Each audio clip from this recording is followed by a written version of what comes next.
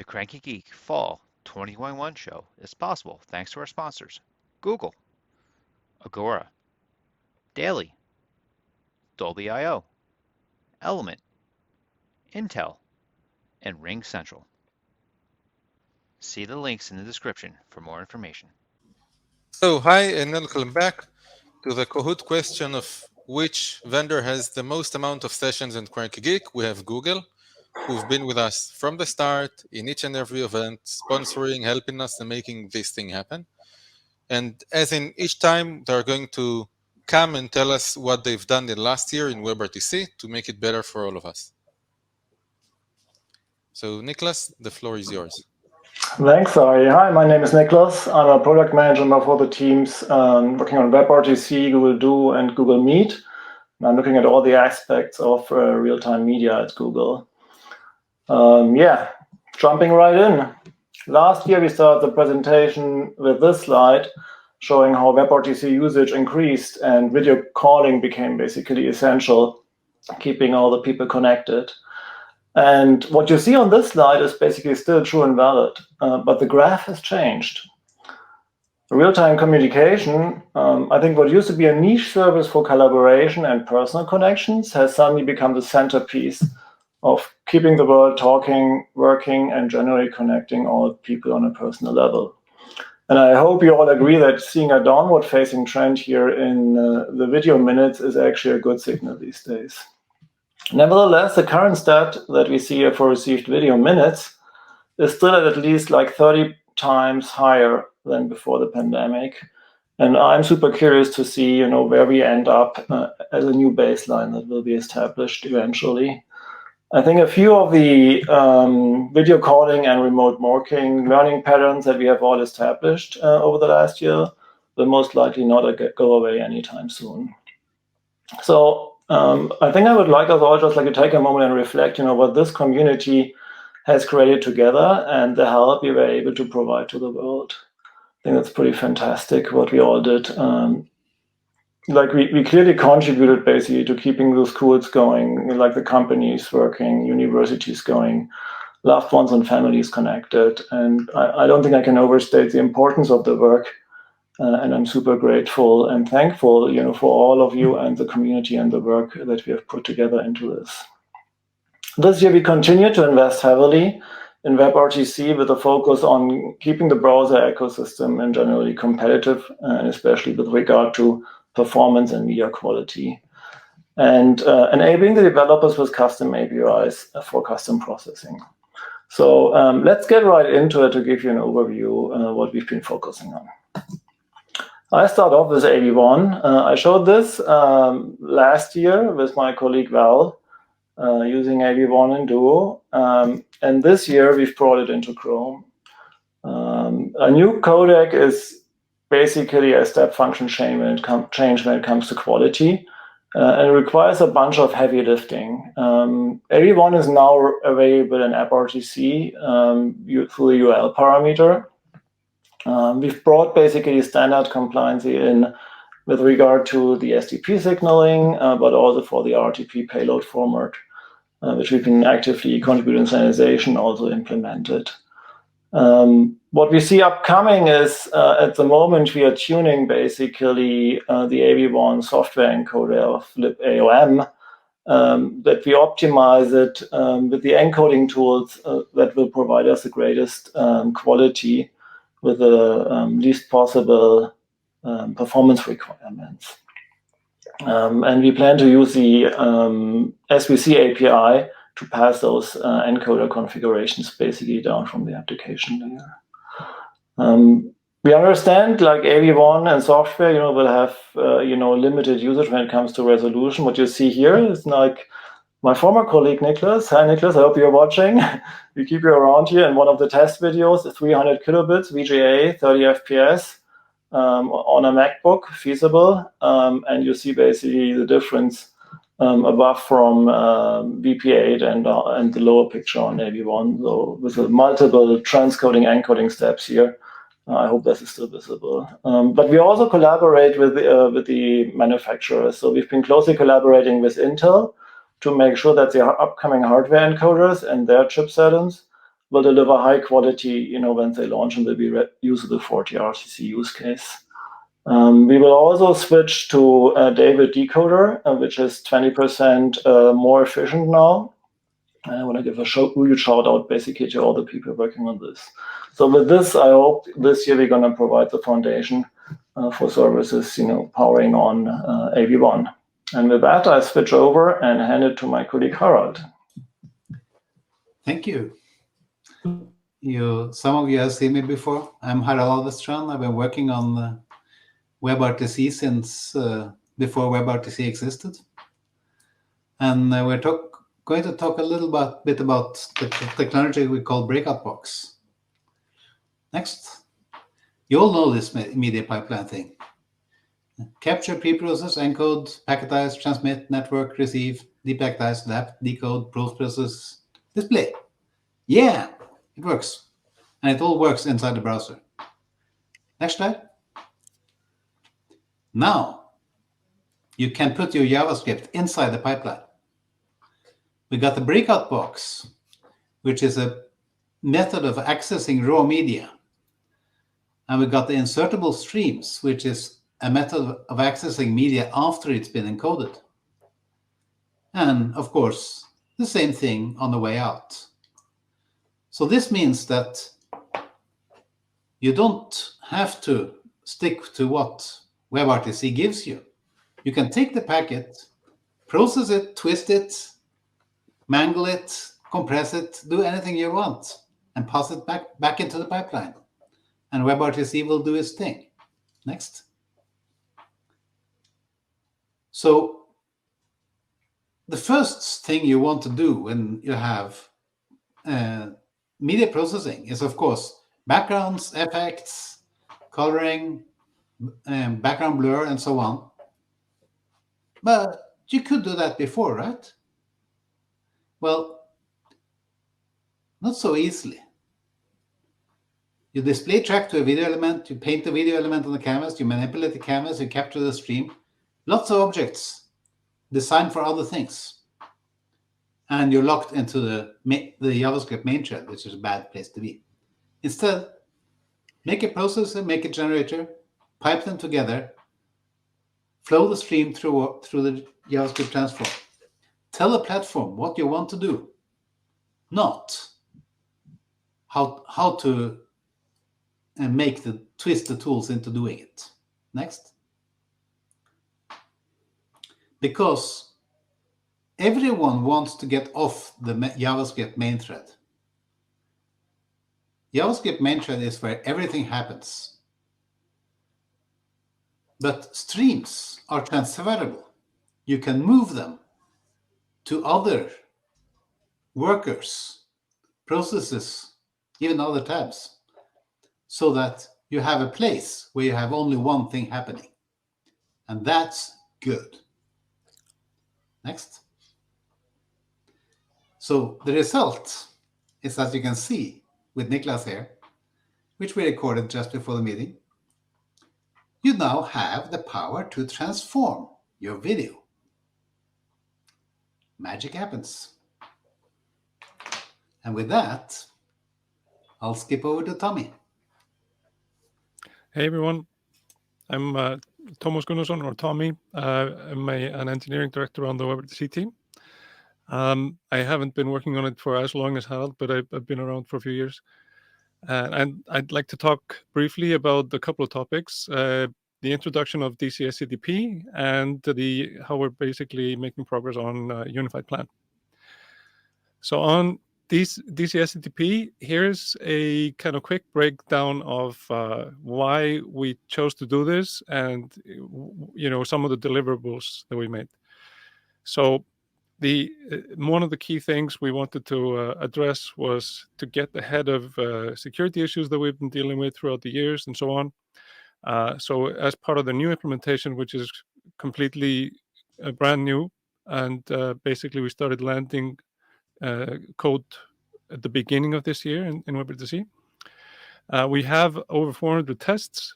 We're doing pretty well in terms of code coverage, and we have fuzzing, compile time bounce checking, and the implementation is lock-free. It's passive, meaning that it doesn't have its own thread. You're not going to get callbacks on threads that belong to a different library than WebRTC. And we're taking advantage of modern C++. As far as performance goes, we made some tweaking, and in our testing, in our multi-process benchmarking tests, we're seeing a 20% increase in throughput. There are a few things that we're working on with Chrome in terms of improving the IPC pipeline in Chrome, so we can get even more out of it there. But even now, we're seeing significant improvements in terms of throughput. Another thing we're pretty excited about this is that because this is built on the same primitives as the rest of WebRTC, we have opened the door to a joint bandwidth estimate for like all of the threads, and we hope in the future to support things like priority for per stream and STP and so on. And lastly, but not least, the binary size is much smaller than compared to the previous SCTP size. And I will say that lib SCTP, user SCTP is obviously much broader in scope. Our new implementation is very specific to WebRTC, so this is not a fair comparison from that point of view. But as far as WebRTC goes, the binary size is 42% smaller, and the lines of code is significantly smaller, like 85% fewer lines of code. We have been running this in Google backend servers, so we've already, even though it's shipping now in Chrome M96, at least the first versions, we have been running this in our backend server. So we've run it through the paces, and as we're rolling things out, I think it's at 1% today in Chrome on stable. As we're rolling it out, we haven't seen any crashes, and I didn't want to make any sort of a statement because I know these sort of things always come back to bite you, but things look really good in terms of stability.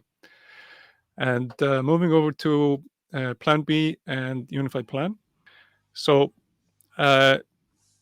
the introduction of Unified Plan is a story of several years, but I want to focus on what we've been doing this year.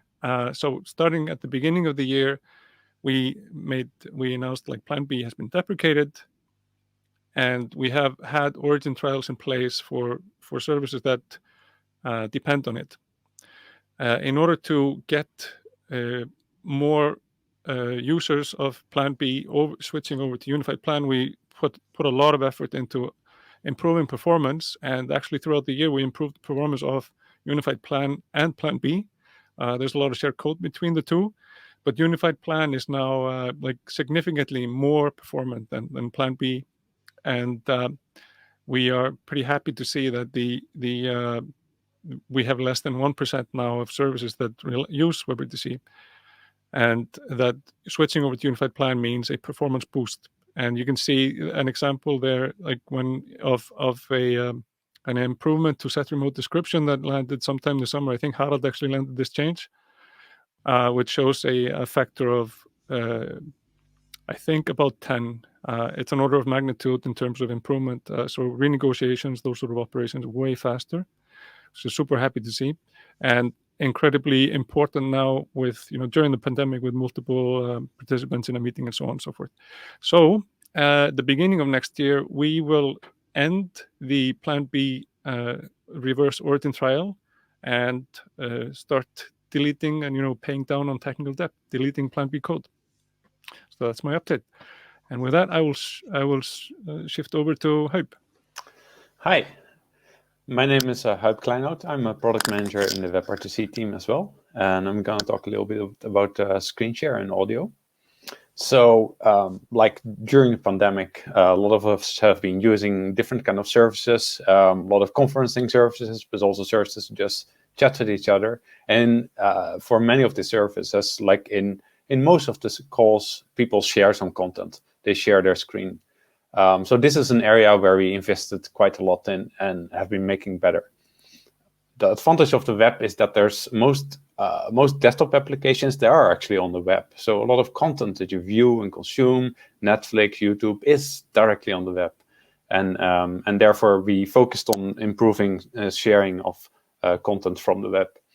like a first small improvement we did was that you can, when you want to start sharing content from the tab that you are in, that you can hint that directly to the user, so they can more easily select the tab. They don't have to go through all the tabs and find the one that is active, but they can directly confirm it.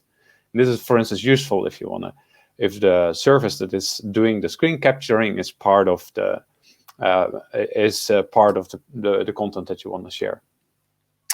An exciting new API that we're building is called region capture. And with that, you can share part of the screen. So you can, for instance, have an embedded meeting in a document and then share the document and have the meeting on the side. Or like if you have an online video editor, you can like just capture the resulting video and not all the controls for video. This is going to be available in Origin trial early next year in Chrome N98. Then lastly, we introduced a nifty but little complex API, or a little hard to explain API, which is called Capture Handle, which makes it possible to communicate between the tab that is capturing something and the tab that is being captured. And that allows you to do some smart things like avoiding like this infinite hall of mirrors effect, because the tabs can warn each other. So several improvements are going there. If we go to the next slide, we also did a few things on the UX. So if you share capture a tab and show it in on the screen, you'll have like, for instance, a meeting in one tab and then the tab that you're capturing in others. And we added some quick navigation buttons between, so you can easily switch from like whatever you're capturing and whatever is doing the capture, for instance, your meeting. Super handy if you like want to multitask. Another improvement we did was adding thumbnails to the tab picker, so that if you want to select which tab you want to share, you can more easily recognize which one you're sharing. And next year, we also we plan to overhaul this dialog to make it more user-friendly, give it an updated look and feel. So as this is like a really main flow for your users.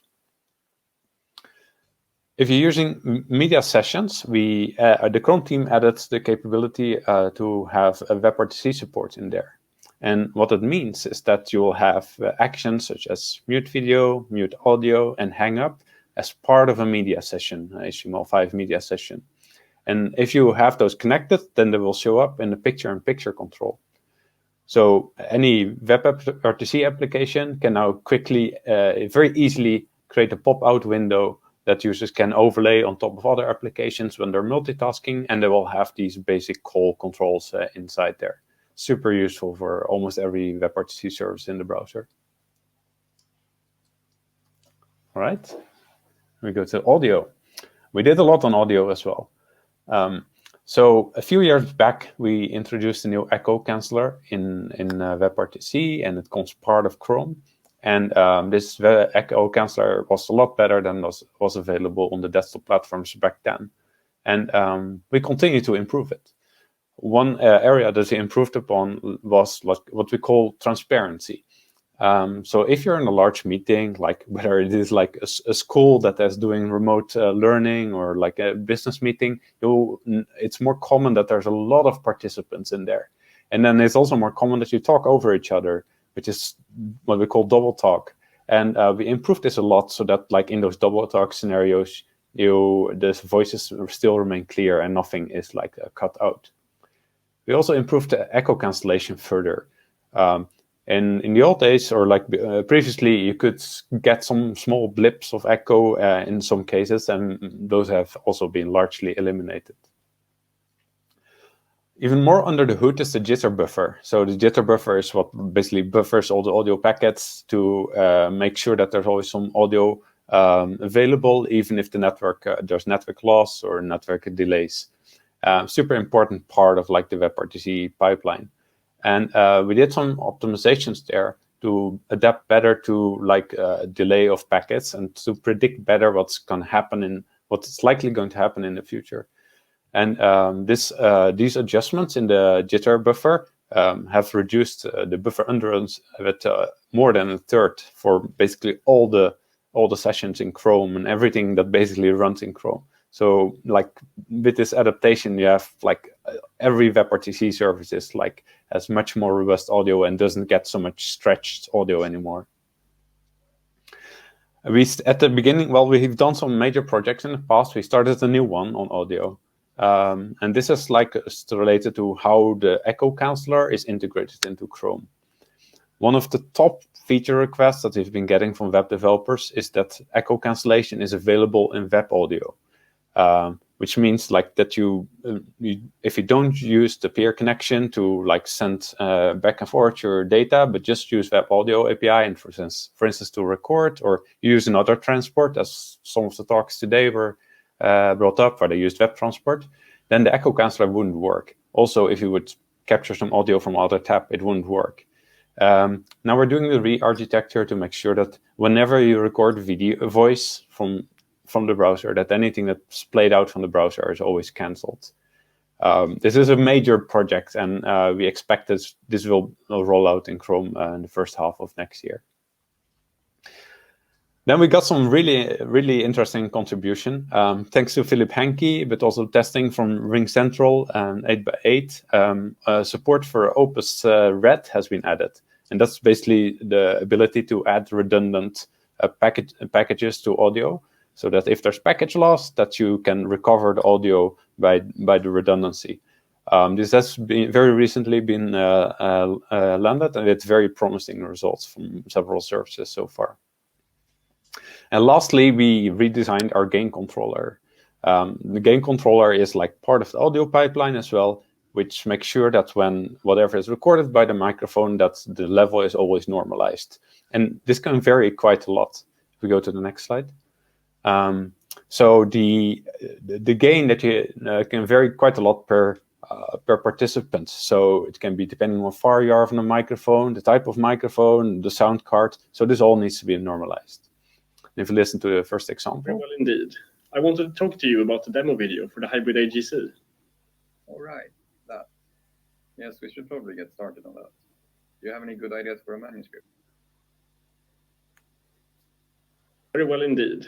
I wanted to talk to you about the demo video for the hybrid AGC. All right, that. Yes, we should probably get started on that.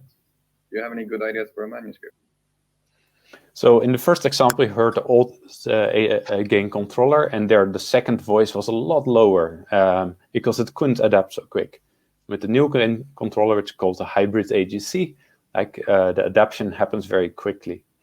And in the third graph, you can see that the difference between the two voices is a lot less for the new hybrid AGC compared to the previous gain controller. And again, this has become incredibly important as we've gotten most services. We got a lot more people jointly in calls. So instead of one-on-one calls, you had entire classrooms with all kinds of different microphones and hardware.